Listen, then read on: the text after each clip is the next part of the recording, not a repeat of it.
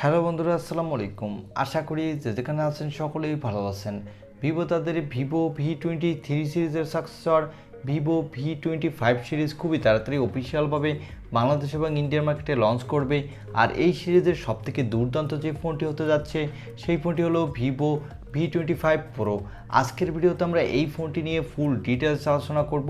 এই ফোনটি কবে বাংলাদেশ এবং ইন্ডিয়ার মার্কেটে অফিসিয়ালভাবে লঞ্চ করতে যাচ্ছে এবং এই ফোনটি বাংলাদেশ এবং ইন্ডিয়ার মার্কেটে কত দামে লঞ্চ হবে। এছাড়া ভিডিওর শেষে জানিয়ে দেব এই ফোনটি যে দামে লঞ্চ করতে যাচ্ছে এই দামে কি এই ফোনটি আপনার নেওয়া ঠিক হবে কিনা।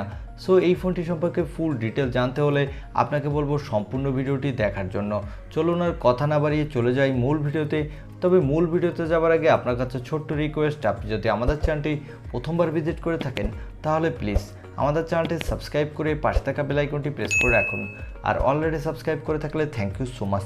তবে ভিডিও শুরু করার আগে আপনাকে একটা ইনফরমেশন দিয়ে রাখতে চাই, এই ফোনটি ভিভো রিব্র্যান্ড করে লঞ্চ করতে যাচ্ছে। এই ফোনটি চায়না লঞ্চ করে যাওয়া Vivo S15 pro Vivo V25 pro নামে গ্লোবালি লঞ্চ করতে যাচ্ছে। প্রথমে আসা যাক এই ফোনটির বক্স কন্টেন্টে। এই ফোনটির বক্সটি খুললে আপনি পেয়ে যাবেন ফোনটি সাথে পেয়ে যাবেন একটি ব্যাক কভার এবং ফোনটির চার্জার। এবারে আসা যাক এই ফোনটি লুক ও ডিজাইনে। এই ফোনটির ব্যাক সাইডে পেয়ে যাবেন গ্লাসের প্রোটেকশন এবং এই ফোনটির ব্যাক সাইডে থাকছে ট্রিপল ক্যামেরা সেটআপ। আর এই ফোনটির সামনে পেয়ে যাবেন একটি মিডল পাঁচশো কাটিং সেলফি ক্যামেরা। এই ডিসপ্লেটি হলো একটি কার্ভ ডিসপ্লে। এর নিচের দিকে পেয়ে যাবেন USB Type-C এবং স্পিকার। তবে এখানে কোনো 3.5mm হেডফোন জ্যাক থাকছে না। সো এই ফোনটির লুক ও ডিজাইন কিন্তু আমার কাছে এক কথায় দুর্দান্ত লেগেছে। আপনাদের কাছে কেমন লেগেছে তা কমেন্ট করে জানিয়ে দিতে পারেন। এবার আসা যাক এই ফোনটির ডিসপ্লেতে। এই ফোনটির ডিসপ্লে সাইজ দেওয়া হয়েছে 6.56 ইঞ্চি মাপের একটি full HD plus AMOLED display with 120 হার্টজের রিফ্রেশ রেট।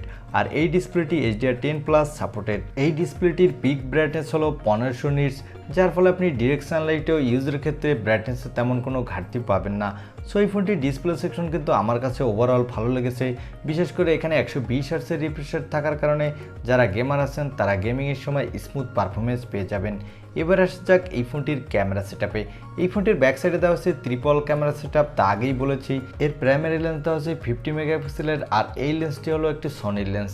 সাথে দেওয়া হচ্ছে 12 মেগাপিক্সেলের একটি আলট্রা ওয়াইড অ্যাঙ্গেল লেন্স, আর সর্বশেষ পেয়ে যাবেন 2 মেগাপিক্সেলের একটি ডেপথ সেন্সর। এই ফোনটির ব্যাক ক্যামেরা দিয়ে আপনি 4K-তে 30 FPS ভিডিও রেকর্ড করতে পারবেন, সাথে ভালো মানেরই ফটোগ্রাফি করতে পারবেন। এখানে দেওয়া আছে 32 মেগাপিক্সেলের একটি সেলফি ক্যামেরা।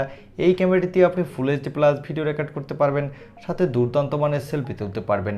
সো এই ফোনটির সামনে পিছনে দুই ক্যামেরাই আমার কাছে ওভারঅল ভালো লেগেছে। আপনাদের কাছে কেমন লেগেছে তা কমেন্ট করে জানিয়ে দিতে পারেন। এবার আসা যাক এই ফোনটির পাওয়ারে।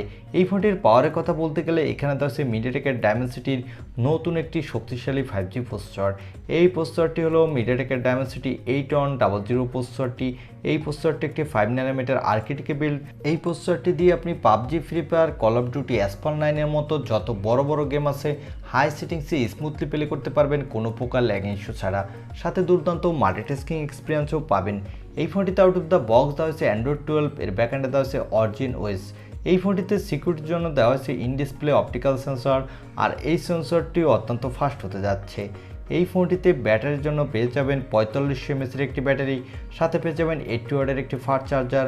কোম্পানি ক্লেম করছে এই চার্জারটি দিয়ে আপনি 70% চার্জ করে নিতে পারবেন মাত্র 18 মিনিটে। তবে এই ফোনটিতে দুঃখের বিষয় হলো এখানে কোনো extra dedicated micro SD card slot থাকছে না, যার ফলে আপনি চাইলেও স্টোরেজ বাড়িয়ে নিতে পারবেন না। আর এই ফোনটিতে দেওয়া হয়েছে LPDDR5 RAM, সাথে দেওয়া হয়েছে UFS 3.1 স্টোরেজ, যার ফলে এই ফোনটি র্যাম এবং স্টোরেজ ভেরিয়েন্টে কিন্তু অত্যন্ত ফাস্ট হতে যাচ্ছে। এই ফোনটি দুইটি কালার ভেরিয়েন্টে মার্কেটে পাওয়া যাবে, ব্লু এবং ব্ল্যাক। এই ফোনটি দুইটি র্যাম ভেরিয়েন্টে মার্কেটে পাওয়া যাবে। এর বেস ভেরিয়েন্টটি হলো 8256GB এবং টপ ভেরিয়েন্টটি হলো 12256GB। এবারে জানিয়ে দেব এই ফোনটি কবে বাংলাদেশ এবং ইন্ডিয়ার মার্কেটে অফিসিয়ালভাবে লঞ্চ হতে যাচ্ছে এবং এই ফোনটি বাংলাদেশ এবং ইন্ডিয়ার মার্কেটে কত দামে লঞ্চ হতে পারে। এই ফোনটি ইন্ডিয়ার মার্কেটে আগস্টের প্রথম দিকে অফিসিয়ালভাবে লঞ্চ হওয়ার জোর সম্ভাবনা রয়েছে এবং এই ফোনটির বেস ভেরিয়েন্টের দাম ইন্ডিয়ান মার্কেটে হবে 40,000 রুপির মধ্যে এবং এই ফোনটি বাংলাদেশে অক্টোবরের শেষের দিকে অফিসিয়ালভাবে আসার সম্ভাবনা রয়েছে। তখন এই ফোনটির দাম অনেকটা বেড়ে যাবে। এর বেস ভেরিয়েন্টটি হবে বাংলাদেশে 50,000 টাকার কাছাকাছি। যারা একটি সুন্দর লুক ও ডিজাইনের ফোন কিনতে চান, বিশেষ করে ভালো ডিসপ্লে পেতে চান, সাথে দুর্দান্ত গেমিং এক্সপিরিয়েন্স পেতে চান, তারা চাইলে কিন্তু এই ফোনটি নিতে পারেন। কেননা এই ফোনটিতে কিন্তু আপনি ভালোই গেমিং করতে পারবেন। এই ছিল আজকের ভিডিও। আর ভিডিওটি যদি ভালো লেগে থাকে তাহলে অবশ্যই একটি লাইক দিয়ে আমাদের চ্যানেলটি সাবস্ক্রাইব করে পাশে থাকা বেল আইকনটি প্রেস করে সবসময় আমাদের সাপোর্ট দিয়ে যাবেন। দেখা হবে অন্য কোনো ভিডিওতে। আজকের মতো আল্লাহ হাফেজ।